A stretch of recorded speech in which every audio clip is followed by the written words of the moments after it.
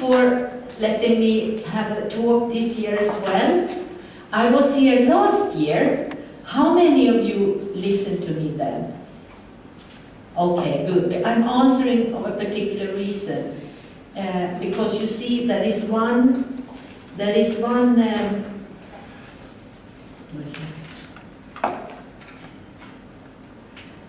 the title of my talk this year is similar to the title of the talk last year, and I don't want to repeat myself, so I'm not going to talk about welfare technologies and robots, how we make them our own. I'm going to talk about how to go forward. And by doing that, I drew upon the very good questions that was asked by this woman on the second row here. You put very good questions. You asked the questions, you asked the question, how can old people who are not used to digital tools make use of them? And you also asked the question, how should we think in this part of the world when we get all these technological possibilities from Asia? How should we go forward? And I think that the question that Moon put also, the question today is, the important question is, what can be replaced by technology and by robots, and what cannot be replaced? And this is not a technological issue. This is an issue that has to be answered by us, social scientists, sociologists, together with engineers and together with people who work in home health care and home health services. To me, technology are artifacts. They reflect culture, and they reflect, they are man-made, which means that they are, in big part, a social construct, which is a very, very important baseline for me. Last year, I tried to convey the message that technology, to understand how technology can be used, why it is adopted or not, why it is domesticated or not, has to be understood in terms of the context where it is implemented and used. And you who were here also remember that I presented the dominating model that has been driving the design and engineering in this field for many years, for about 50 years. And that model builds upon that aging is a downhill process, that aging is the loss of physiological and social loss. Well, I presented an alternative model, that aging is more complex, it's both loss and growth, and that the difference also between a baby and an old person is, of course, that an old person have life experiences. A person who are 80, 90 years old today have experienced several technological changes if you live in this part of the world, as when we talk about modern technologies.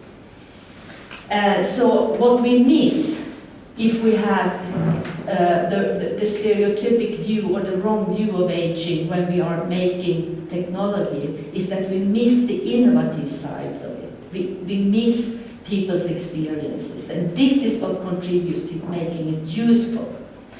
So I think we should look backwards to see what's already there. What do the technological landscapes look like in which all people live today? And because this has formed the possibilities to adopt new technologies. Because we're not only adopting new technologies, we're also rejecting technologies because we are active users and active human beings.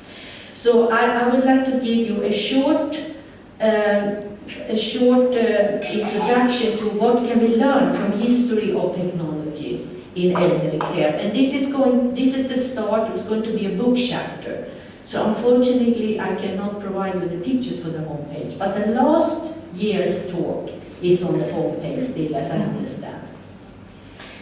This book will be written by a research network that is growing that I'm part of, that's called Socio-Gerontechnology.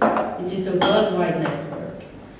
And this is sociologists and social workers who have initiated this network to develop, to make a development from only see technological applications as tools and instruments and to do interventions where we're trying to make people use things, into understand how technology is a part of care, of context, of culture. This picture I had last year, for you remember was here, that all people have long been on the agenda for technology and design. This is not a new thing, but maybe robots are new, okay. So what's happening now, we end up what happens when we're ending up focusing technology is that we invent the wheel for every new technological way that appears. We invent the wheel. So we need to have a deeper theoretical understanding of technology. So I think there is a need to put this history of technology in elderly care into context. It has to be written up, and this is what we try to do now. And I have this reference of Mumford here just because he, wrote this book, Technology and Civilization, long ago, where he showed that technology doesn't come down from somewhere, just bumping down. It is prepared for in the culture. There are special requirements that needs to be there for a technology to be successful, and also for a technology not to be successful. Okay. So I would like to contribute to avoid inventing the wheel phenomena and to build up the knowledge about this. Because we are not at the end of the road. Okay, so if we learn everything about robots, it doesn't help us in 20 years when we have a new wave of technologies. We are not at the end of the road. Technological change will go on, so we need to have some kind of approach to this. Okay, why are then images of old people important to study? Because that's what I would like to focus today. Well, images of users are basic in engineering or design. Whether the engineers and the designers and we are aware of it or not, we have in mind who is going to be the user and how we're going to use technology. So it's very, very important to be aware of what kind of images we are carrying.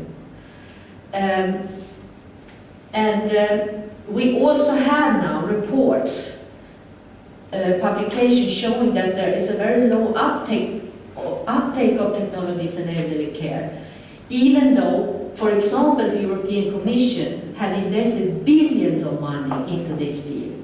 Before Horizon 2020, they have invested about 10 billion euro into this field. And still we cannot come up with very successful results. So we need to be able to explain why technology works or not. And then we cannot focus only on the technology that's just by our feet today. So we end up with having a lot of data, but a lack of theory. So, how are images of old people used in engineering design? How have they been used? Well, very often we say that if he or she can manage this, then everyone can, which is a very, very demeaning way of understanding old people. And this woman, for example, is a great woman. She started her own blog when she was over 100 years old. But is that a good representative of an old person today? I don't know. Also, this is a result that we get today in projects, and I also had that in the paper I got from you, Arnold, that very often old people, they don't recognize themselves in the images that we present. They say, well, this is probably good for someone else, but not for me. It's good for other old people, or it's good for the people working in care, but not necessarily for me. And then you also will recognize the picture I'm going to show you now. I say that images, my conclusion is that images are persistent over time, even though technologies are changing in nature. The images are persistent, like this. You know what this is? This is a safety alarm, right? And this is what the image of safety alarm users looked like in the 1970s when it was introduced in Sweden and easily spread all over the countries. What do you think about this gadget? You think it's beautiful? It's very ugly, isn't it? And it showed what low expectations we had on safety alarm users. We thought that this is good enough for them, right? An ugly rubber clock and this textile band. And we can also see that, like Moon also said, that they are a bit reluctant to use these things, and they draw down their shirts so we shouldn't see that they have a safety alarm, for example. So what do they look like today, the safety alarms? They look like this, okay? So if you think of how much technology have developed since 1970s until today, but have our images changed? No. Why? And we are the ones who want to create future home health services and home care, or also technologies for everyone, for all people that doesn't have care or are ill or in need of health care. We have to be better in explaining and designing technologies. And this is, I was very attracted by these gloves that I found this summer at Cooper Hewitt in New York, which is an excellent design museum. This is a kind of gloves. It's a kind of, robotic gloves if you have very weak hands. But these are specially designed so you can use them if you go to a party, if you want to hold a wine glass. And I thought they looked like, I felt a bit attracted to it. Elegant in a way. Anyway, so what are driving these images? Well, I already mentioned that. It's rhetorics, mainly, who drives these images, paving way for policymakers. And also for interventions, companies and policymakers and politicians who want to invest in and market different kind of solutions, and like robots, for example. And just to show you, in Sweden I have found 5 waves of technologies and user images. I have rolled over Sweden like waves since 1960s up to today. I'll go through very quickly. First of all, in the 1960s, the patient washing machine was introduced, and it was very quickly taken out of the activities too. This was an automatic, this is a car wash, right? But I didn't have a picture. I've got this washing machine described for me by a nurse and a caretaker. But the idea was that, there was an artifact. You put an old person on the side in the middle, and you could roll in this machine, thing in the ward, into a room. And then you put the patient in the middle, and then you have, you could push a button, and then there were things to start to wash that person, right? So the image of the user was that the user or the patient was supposed to be totally passive, just sit there. But this was taken out of order in a few months because everyone was quite scared when this machine came in. But the interesting thing with this is, this was a spillover from industry. Because in industry, this was the time of automation, right? So why couldn't you automate home care? That was the idea, okay? And maybe this is also related to how we think today, because robots have been used for a long, long time, successfully in industry. So why can't we use it in home care? Well, we have to evaluate that argument. In the 1970s, there was another spillover. Then we had the telecommunications who developed very fast, and we got the safety alarms. And that was actually an extension of the telephone, and this was a successful implementation. It was so successful so you don't even see it today. It's totally integrated into daily life for many old people. And here the image of the users was that they needed to be a bit more active because they had to activate this alarm. If we're talking about active alarms, I mean there was also passive alarms, but the image changed a little bit. In the 1980s, the domestic technologies entered the homes, also old people's homes, and helped to automate and rationalize home health services and elderly care.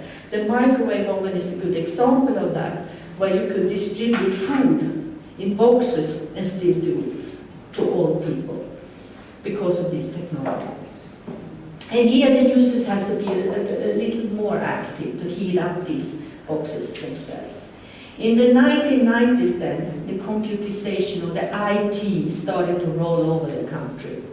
And this is a picture of a home shopping terminal that was tried in the south of Sweden at that time. Today, many of us do our shopping on the internet, but at that time, we didn't even have laptops at home.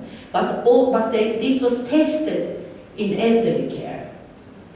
That instead of that the home helpers, the assistant nurses should go and do the shopping, the old people in the district got the home shopping terminal or the kitchen table, and they should order the food themselves. And here, there were quite high demands of the users that they should change their information habits, start to select what on the screen what they wanted to buy. And there were many, many complications around this that I don't have time to go into. But it was interesting that this was another way of technologies that were tested in this sector, and this is also an issue that we should discuss.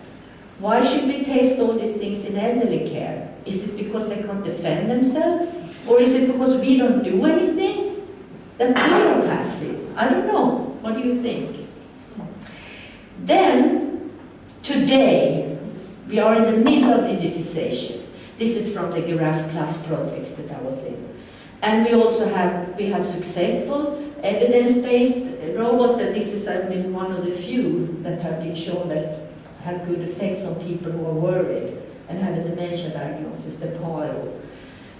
And as Moon said, the expectations are very high on these things. And the difference here is also that now we no longer talk about singular tools and instruments. We talk about this is more systemic and complex, this digitization.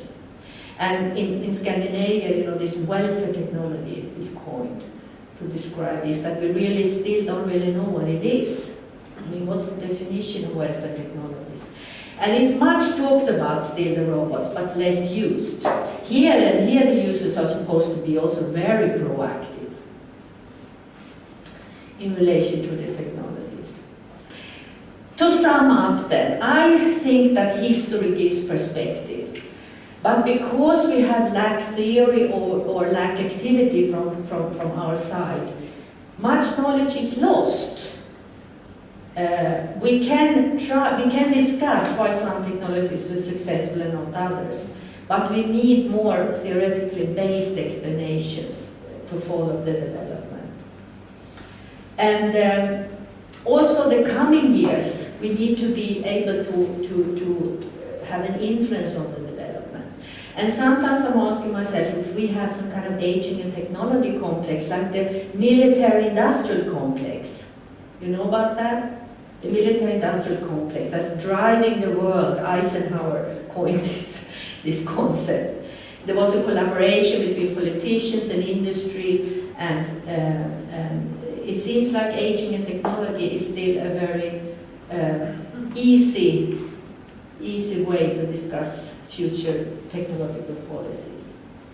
And my conclusions is also that technologies might differ over time, but the images seem to be more or less persistent, even though we have moved from passive to proactive use. And so what does that mean in terms of participation in design with old people and home carers? Thank you very much.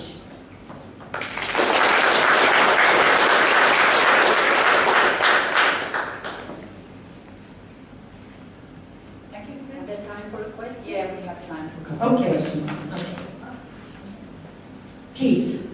Yeah, how much would you call the Pablo robot a success? Because I've actually heard quite mixed news there, that it is also very often just in the cupboard because it is not used and it's too complex. So actually, I'm unsure about any kind of success of welfare robots. Yeah.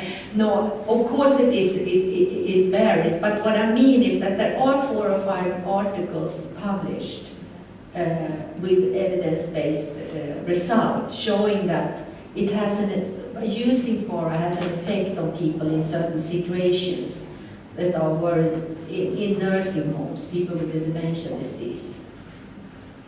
But of course it's an interesting thing why PARA works and where it doesn't work, because also in Sweden we have these robot cats developed, and then you have the cultural aspect of it. Or is this the answer on your question? Yeah, I wanted to put a little bit water in the wine, so that's, Yes, that's one thing. course. But could you give another example of a successful robot in elderly care? I think that the most successful technology so far is the safety alarm, which is very underestimated. Which is a very... And the telephone. Yeah. It's an amazing technology and a democratic technology. But this I wouldn't call a robot. No, because as Moon said, the technology is not there yet. There are very few robots, or I mean, it's talked about, but less used. That's my conclusion. So my answer would be no. But it's unfair to say no because we're not there yet. Yeah. Thanks. Any other questions? If not, then we'll move on. Thank you. Thanks. Good.